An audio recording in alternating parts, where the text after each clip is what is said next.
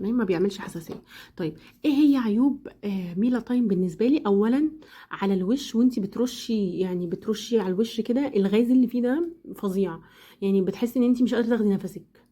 هو ريحته مش وحشه، بس هو الغاز نفسه يعني صعب، يعني انت طبعا بترجي الاول وبعدين بترشي، فالغاز اللي فيه ده ريحته صعبه بصراحه. ما اتمناش ان حد يعني يجيب السبراي ده من كتر ما هو ريحته صعبه.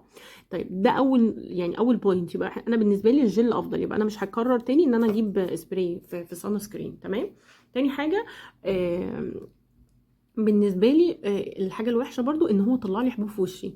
انا بالنسبه لي انا بشرتي زي ما انا قلت مختلطه، هي منطقه اللي هي التي زون، اللي هي الجبهه والانف والجزء اللي هو تحت الشفايف ده او الدقن ده، دي اكتر حته بيبقى فيها دهون في فتره الصيف بالنسبه لي. انا بشرح بشرتي بس عشان البنات اللي بشرتها زيي هتبقوا فاهمين ان هي ممكن تطلع معاكم حبوب برضو زيي، لان انا مفيش حاجه جدت عليا غير الصن سكرين. تمام. ف هو الحاجه الوحيده اللي جدت عليا، وهو بالنسبه لي كل ما احطه يعني يطلع لي حبوب.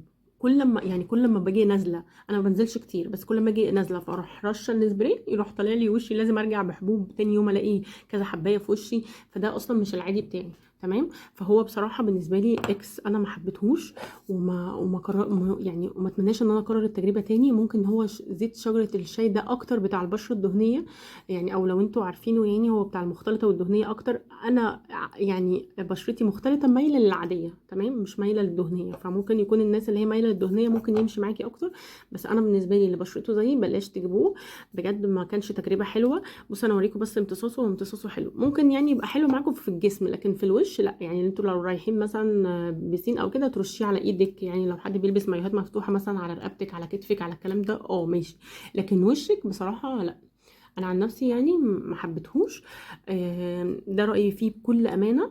واتمنى ان انا اكون فدتكم بالفيديو ده، وبجد ميرسي لكل بنت بتكتب لي كومنت وبتقول لي فيه ان انا يعني بجد وان هي ممتنه ليا لرايي الصريح والواضح في البرودكت. انا كده كده مش مستفاده حاجه، يعني سواء انا مش بعمل اعلان للبرودكتس، انا بقول لكم رايي فيها بكل امانه، عشان يعني لو عايزين تاخدوا الستيب وتشتروها وبتدوروا على ريفيو، فالريفيو بتاعي هو الريفيو الواضح الصريح. واتمنى ان الريفيو ده يكون فاتكم، وبجد ميرسي لكم لوقتكم، يا ريت اكون فدتكم، باي باي.